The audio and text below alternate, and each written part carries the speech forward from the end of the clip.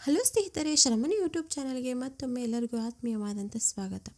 2025 ಹೊಸ ವರ್ಷ 12 ರಾಶಿಗಳ ವೃತ್ತಿ, ವ್ಯವಹಾರ ಮತ್ತು ಜೀವನಕ್ಕೆ ಸಂಬಂಧಿಸಿದಂತೆ ವರ್ಷ ಭವಿಷ್ಯದಲ್ಲಿ, ಅದರಲ್ಲೂ ಮಕರ ರಾಶಿಯವರ ವರ್ಷ ಭವಿಷ್ಯದ ಬಗ್ಗೆ ಇವತ್ತಿನ ವಿಡಿಯೋದಲ್ಲಿ ತಿಳಿಯೋಣ. ಈ 2025ರಲ್ಲಿ 4 ದೊಡ್ಡ ಪ್ರಭಾವಶಾಲಿ ಗ್ರಹಗಳಾದ ಶನಿಗ್ರಹ, ಗುರುಗ್ರಹ, ಕೇತುಗ್ರಹ ಮತ್ತು ರಾಹುಗ್ರಹಗಳು ತಮ್ಮ ರಾಶಿಯನ್ನು ಬದಲಾಯಿಸಲಿವೆ.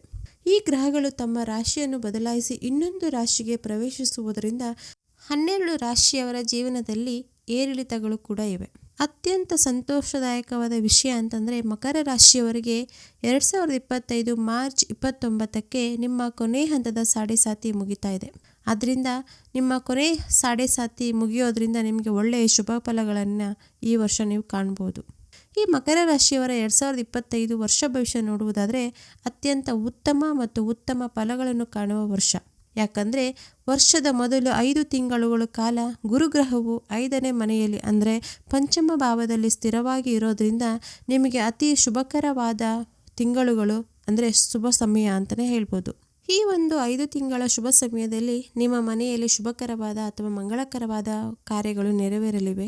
ಹಾಗೆ ಜೊತೆಗೆ ಹೊಸ ವಾಹನವನ್ನು ಖರೀದಿಸುವ ಯೋಗವೂ ಇದೆ. ವಿದ್ಯಾರ್ಥಿಗಳಿಗೂ ಕೂಡ ಒಳ್ಳೆಯ ಸಮಯ.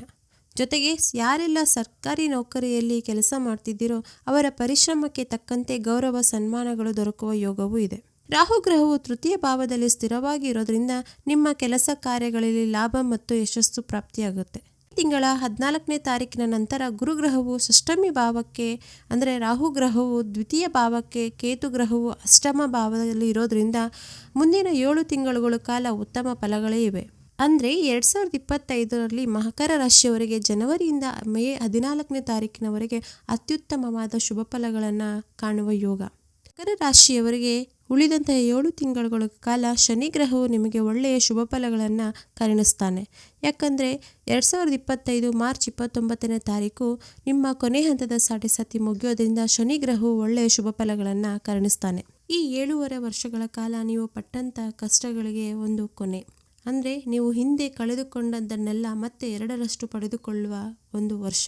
ಅಂದರೆ ಶನಿಗ್ರಹವು ನಿಮಗೆ ಕಷ್ಟವನ್ನು ಕೊಟ್ಟು ಏನೆಲ್ಲ ನಿಮ್ಮ ಬಳಿ ಕಿತ್ಕೊಂಡಿದ್ದು ಅದನ್ನು ಮತ್ತೆ ಪುನಃವಾಗಿ ನಿಮಗೆ ಅದರ 2ರಷ್ಟು ವಾಪಸ್ ಕೊಟ್ಟು ಒಳ್ಳೆಯ ಆಶೀರ್ವಾದ ಮಾಡಿ ಹೋಗ್ತಾ ಇದ್ದಾನೆ.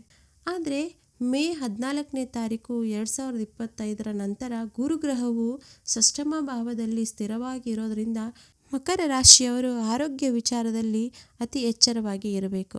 ಜೊತೆಗೆ ಸಂಬಂಧಿಕರು ಅಥವಾ ಬಂಧುಗಳ ಜೊತೆ ವ್ಯವಹಾರ ಮಾಡುವಾಗ ಅತಿ ಜಾಗರೂಕತೆಯಿಂದ ವ್ಯವಹಾರವನ್ನು ನಡೆಸಬೇಕು. ಹಾಗೆ ಸಹೋದರರ ನಡುವೆ ಮನಸ್ತಾಪವೂ ಸಹ ಉಂಟಾಗಬಹುದು. ಒಟ್ಟಾರೆಯಾಗಿ ಹೇಳೋದಾದರೆ ಈ 2025ರ ವರ್ಷ ಭವಿಷ್ಯದಲ್ಲಿ ಮಕರ ರಾಶಿಯವರು ಅತ್ಯುತ್ತಮ ಫಲಗಳನ್ನು ಕಾಣ್ತೀರಾ. ಈ ಒಂದು ಮಾಹಿತಿ ನಿಮಗೆ ಇಷ್ಟವಾದಲ್ಲಿ ನಮ್ಮ ಚಾನಲನ್ನು ಲೈಕ್ ಮಾಡಿ, ಶೇರ್ ಮಾಡಿ, ಕಮೆಂಟ್ ಮಾಡಿ.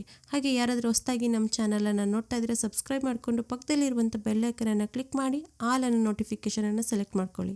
ಮತ್ತೊಂದು ಉಪಯುಕ್ತವಾದ ಮಾಹಿತಿಯೊಂದಿಗೆ ಭೇಟಿಯಾಗೋಣ. ಅಲ್ಲಿವರೆಗೂ ಧನ್ಯವಾದಗಳು. Thank you for watching this video.